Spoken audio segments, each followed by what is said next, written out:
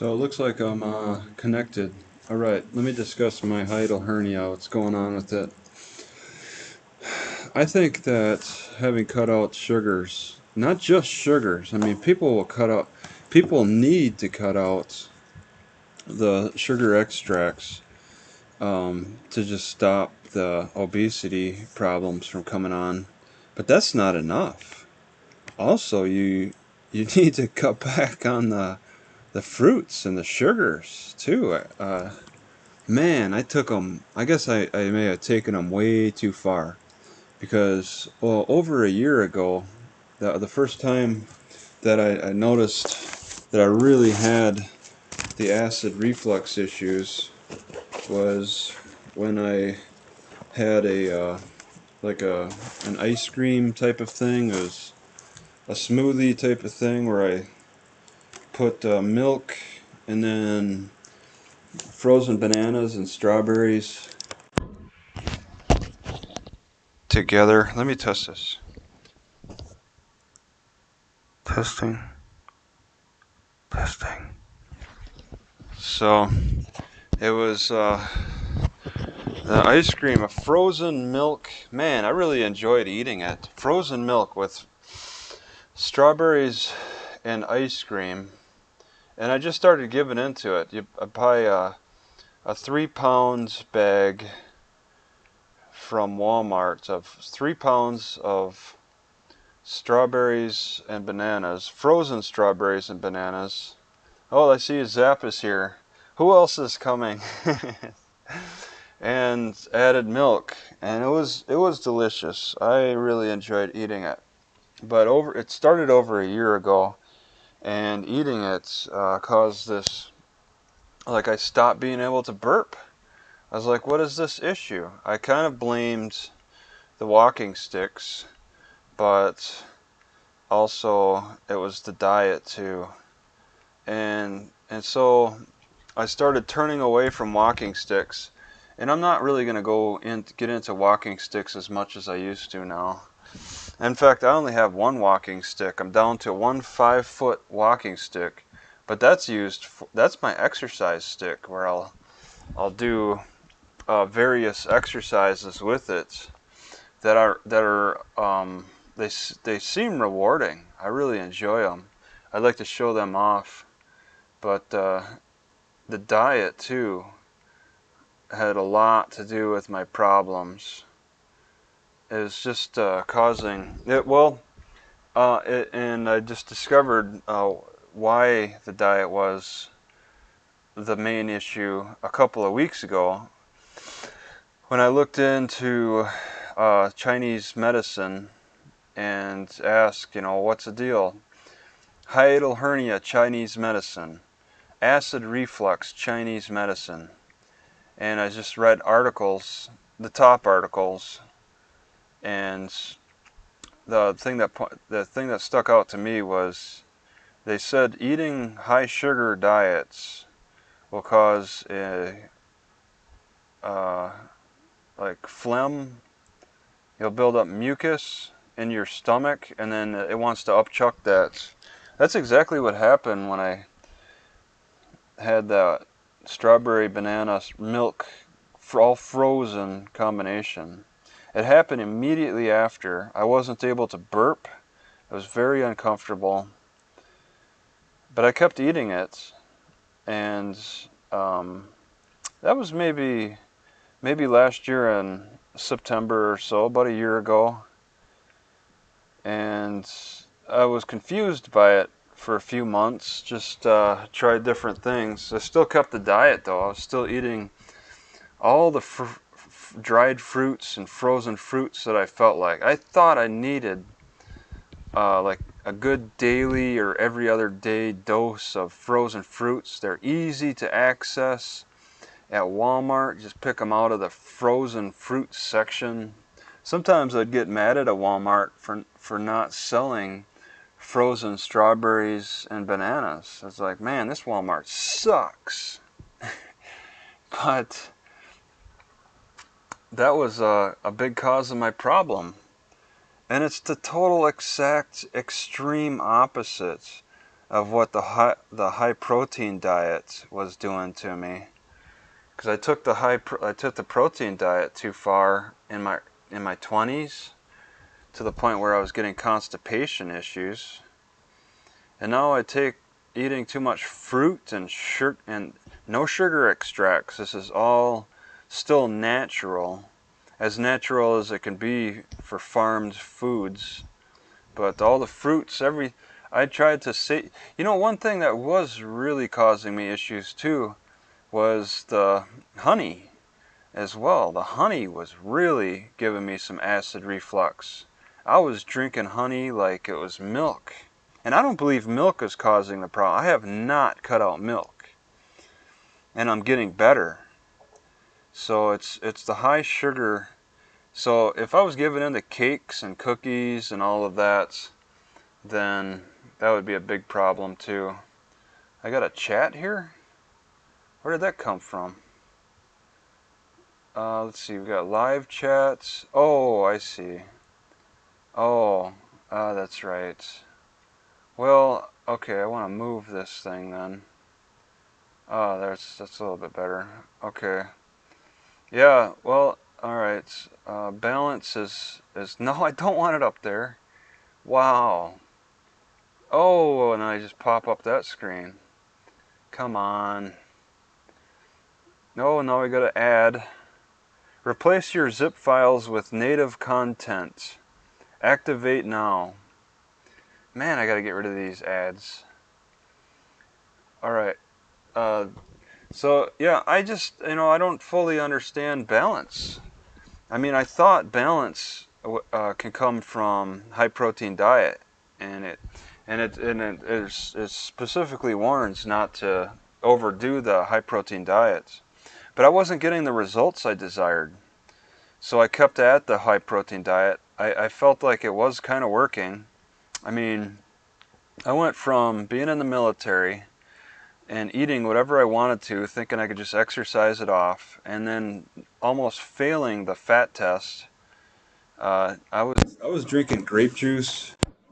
I was eating donuts, all of that stuff. And when I was getting out of the military, they gave me a dental check, and the dentist said that my teeth were full of holes. I had a lot of dental work that needed attending to, and that was when I was getting out of the military. That's when the dentist said that my teeth will need work. But it was too late for the military. I was getting out, and I haven't seen a dentist since, and that was 1999. But I was eating whatever, and then towards the end of my military career, I got desperate when I failed that fat test. That was like the last year of my military service, 5 years, and I came after that. I think it was after I got really desperate, and I started looking for diet books. I was reading all the fiction books, and then suddenly I had to make a switch and just start looking at diet books, and came across Protein Power from written in like 1996, and I took that to the extreme. And I mean I lost a lot of fats. I would have more let my face shrunk, my face got wider, got fatter, fleshier from all the high sugar, sugar extracts and stuff. I turned to eating peanuts more, just things that are high protein. So that helped, but I took it too far. I went to college, and I could have taken some nutrition classes, but I chose not to. So I'm like, I thought I had this kind of figured out.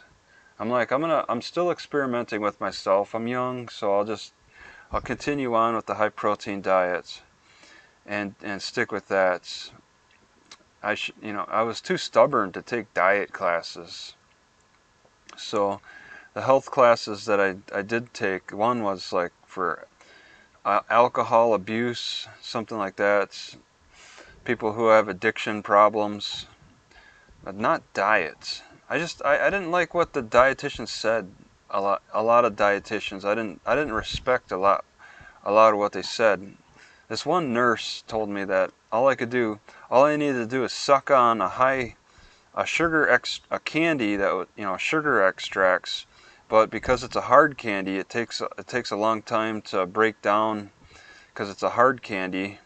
So that's safe. And she was slender, but I don't agree with her.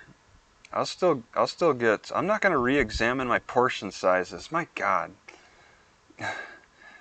And Trish is slender. There's slender people out there that have a completely different outlook on how diet works. It doesn't work for me. My appetite is I go crazy. I'll go on a murder spree if I had to starve myself. I'm not going to do that. So I want to give in, but I want to do it in the right ways. And there are right ways. I was kind of doing it the right way. I had some discipline. I cut out sugar. I mean, that's a discipline in itself. I wanted to eat as much as I can. I love that full stomach feeling. I love that feeling. But I want to do it with the right things that aren't going to just tear me up. And in the last year, I guess maybe I got a little off course, and turned to the frozen strawberries and bananas and milk.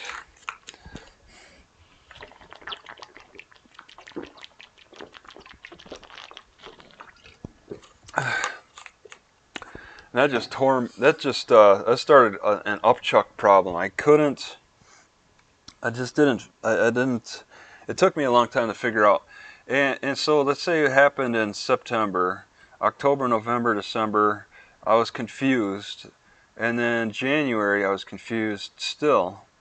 I was trying to cut back a little bit here and there on things. I was trying to make adjustments. But then I had that problem with Natchitoches, and I put everything on hold. I'm like, I'm just going to have to continue what I'm doing and focus on this legal problem with Natchitoches. So that took a few months away from my research. And also just, researching the Louisiana law, and also sitting in jail too. As just hire a personal trainer. I talked to a personal trainer in San Diego once, and he could have given me the basics, but I was like, at the time I had a hip problem. My hip was really hurting bad, and he had me sit on a foam roller. He had me put my foot over my knee. My foot over my knee, okay, and then I sit on a foam roller, focusing on the hip and putting pressure. Oh yeah, I broke this thing too. Putting pressure on my hip actually started like squeezing that pain away. It required acupressure. And that's all, and this guy's a personal trainer, a big muscular Asian guy. And I'm like, this guy's probably pretty smart. So I'm like, don't teach me the basics. Just let's talk about my hip problem. I can't think about doing any basics for exercise until this hip pain is gone. So I talked about that with him, and he had a solution. He was like almost a chiropractor, but with exercise. I'm not a chiropractor, but a physical therapist. He was like a personal trainer, physical therapist. He was a smart guy, real muscular. So I don't know. I had this 24-hour fitness gym membership, and they give, for my deal, they gave 6 hours of personal training, but I only used like maybe a half hour, 45 minutes. See, I had the burp there, and I was able to do that. That would normally be stuck. And I had the burp, but I mean, that burping is kind of natural. But yeah, I was like, scrap the rest of the time, just as long as I have a good idea how to fix my hip. I know my basic exercises. I don't need to be taught that. I just wanted to fix my hip. That's the only reason I talked to that personal trainer. You could actually go to a personal trainer with a physical problem and maybe get a deal on their inputs. They're almost like physical therapists. So you got personal trainers, you got chiropractors, and you got acupuncturists that you can turn to for health problems before you go to the doctor. You can, but then, you go to the doctor first. A doctor is never going to recommend a personal trainer, acupuncturist, or a chiropractor to check things out. No, they got to drug and cuts. They got to look above that. And yeah, those people, they're trained, they're certified. They have to know a little. I wouldn't even go to a nurse. Nurses and doctors are too far into their medical fields to take a step back and take a take a look from the outside in. They're in the box. They don't look outside their boxes. So yeah, it took me a while to figure it out. I pretty much had to figure it out on my own. It takes a long time. And yeah, I struggled and I suffered. I mean, I've had pain and tightness in my esophagus. And I was just causing it. I was making it happen. It's one of those problems where it's an addiction. But I mean, I wasn't addicted to sugar extracts. I was eating regular fruits, even regular whole foods. Turning to the bananas and frozen bananas and strawberries can even cause some serious problems. So I cut that stuff out. It's been a couple of weeks now, and I'm improving. I'm not upchucking. I was actually literally upchucking. It could be also the bicycling that's helping too, the bicycle exercise, because I'm always breathing heavy. If you watch my latest cop video, it starts out with me breathing heavy because I was bicycling. And it's a diaphragm issue. My diaphragm, okay, it is partly from the walking sticks, because I think I weakened my diaphragm walking like that. Just strengthening the front portion of my half. But it is a combination of too much sugar and fruit, as the Chinese medicinists say, because it'll cause a phlegm issue in the stomach, and then you want to upchuck at that. But also, as I get older, my diaphragm was weakening too. And with a weak diaphragm comes more hiatal hernia issues and acid reflux.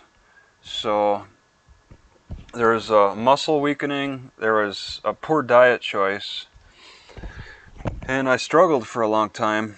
So now I cut out the sugars, I cut out dates, no more dates. I really haven't eaten raisins in a while. I've turned more to like just vegetables, more grass teas, more lettuce, whatever I can get, whatever I can make a good tea out of for vitamins. I'm not cutting out vitamins, that's for sure. I'm not letting myself starve. There is no way I got hungry last night, and so I soaked some slippery elm and had that gel. I'm not gonna starve myself. I'm gonna at least have slippery elm, and I need to find more. I know it's around me. I need to find a good spot to harvest some. This is part of the reason why I like a bigger vehicle, is my storage space is so limited. When I do find a good large stash of slippery elm, I cut back on my collection because I don't have much storage space. But it's such a good source of relief for the stomach, and it offers nutrition. There was a time where I had such a bad digestive issue in my early 30s that I starved for almost a week, lost 10 pounds, and I tried eating everything, even eggs hurt, but I decided See, I got a burp. I decided to consume some slippery elm after starving about 4 days, and easily it went down, no pain, and I felt a rush of energy. After starving almost 4 days, I had slippery elm, and I had no pain, and I had a rush of energy. Slippery elm does not give a rush of energy normally, but if you're starving, it does. So that really gave me some relief there. It gave me some inspiration. I was really impressed with how slippery elm helped, and I knew about slippery elm beforehand, about how it like helped keep George Washington's troops from starvation, uh, and yeah, I felt the effects in my early 30s. So it took me a while, even the last couple of weeks, last month. It took me a while to realize slippery elm was so helpful. I actually had to read about it again. It's things I don't think about on my own. I actually have to read, and I read somebody suggested slippery elm. I'm like, oh my god, I forgot about slippery elm. Let me turn back to that. And so I started eating it more and getting more relief. So part of my recovery has come from cutting back on frozen strawberries and bananas, doing more exercises to strengthen my diaphragm, the back and forth, and all of that. I feel it tightens up. But also having slippery elm when I do get pain, or when I'm hungry and I don't want to eat. I don't want to eat after about 8 p.m. I'll start eating again at 6 a.m. But I don't want to eat at night because of my circumstances. All right, I don't want any late night issues. And yeah, slippery elm is pretty good. I'll eat slippery elm after 8 p.m. It's just a gel, but yeah, it's good stuff. It's finding it is the issue. You can't buy it. You can't buy good slippery elm. They include all the bark. I have to strip it myself to the way I like it. I don't like how and I've tried the commercial slippery elm. It's no good. You want to strip it yourself, or find somebody who knows the right way to strip slippery elm. But I don't know of a single person who knows how to strip slippery elm but me. So I'm out there looking for it, looking for opportunities to take it wherever I can, and it loves growing around humans. It loves growing in the cracks, uh, uh, in parking lots, right against buildings. It takes advantage of really tough soil conditions, and thrives in this area. So I've turned to that. So it's improved my whole the system's improved, but I'm not completely out of it. But I'm able to eat full meals and not feel like the burping is being blocked. I'm not feeling a blockage as much. I'm not feeling as much of a tightness at night. So I need to stay on this course. And my course now, I'm eating more eggs. I'm still drinking a gallon of milk a day. I guess I'm exercising more with bicycling. And I'm eating dried potatoes, oats, and shredded wheat. None of that wheat with sugar added. I'm adding absolutely no fruits. So I need to turn to more like vegetables, the grass teas or whatever tea I can make, and then just maybe cabbage, maybe lettuce. Just try to cool things down. get things moving in a more positive direction.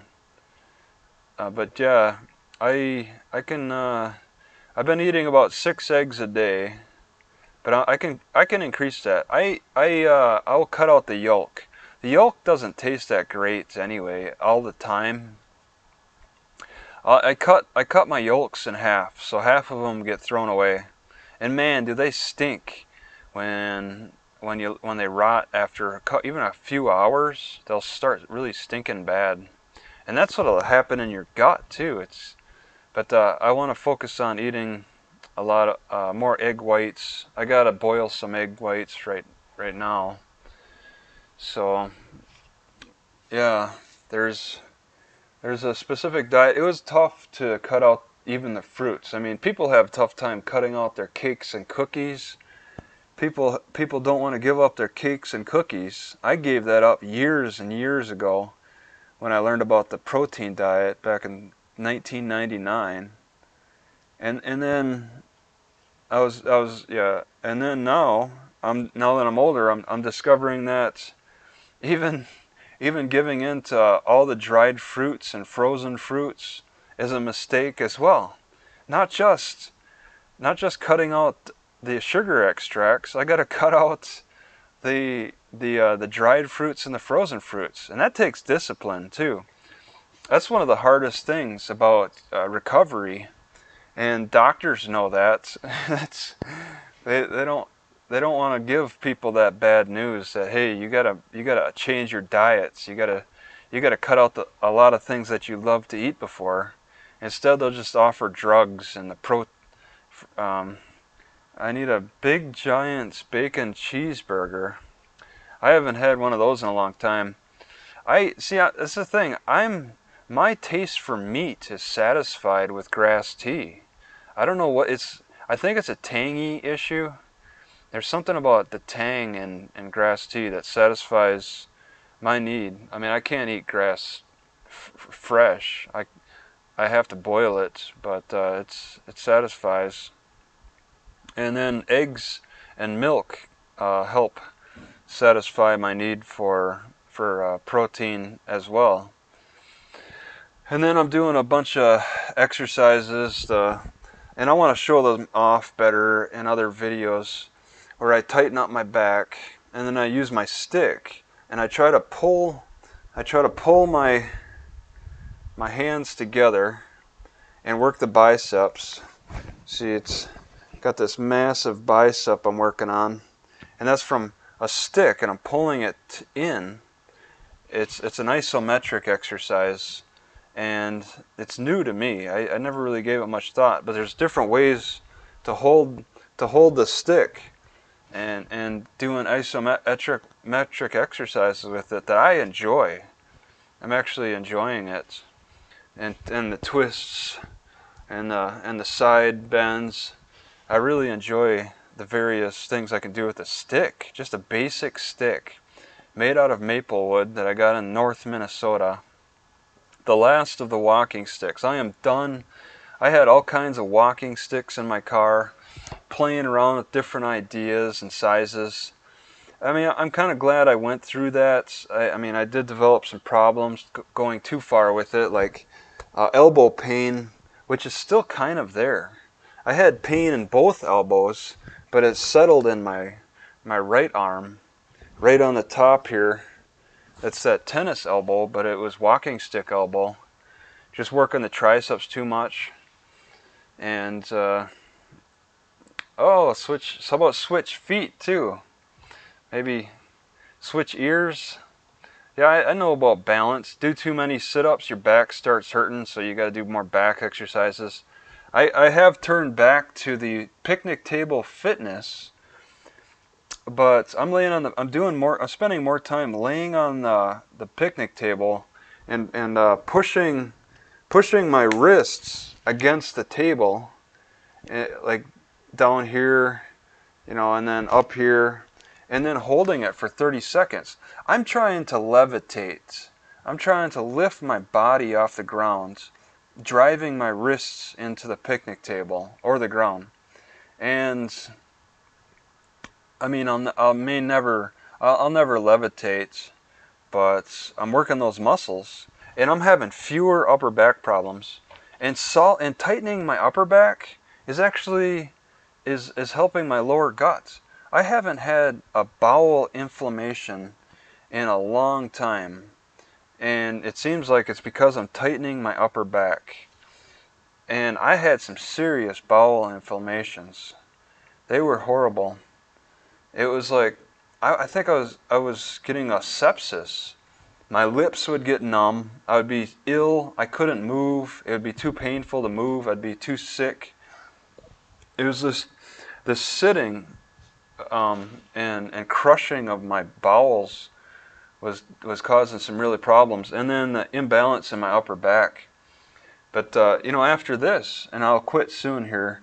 I lay on my back, driving my wrists into the grounds, and tightening everything in there, and that helps the lower bowels. It's been really nice. All right, I think I'm gonna stop this.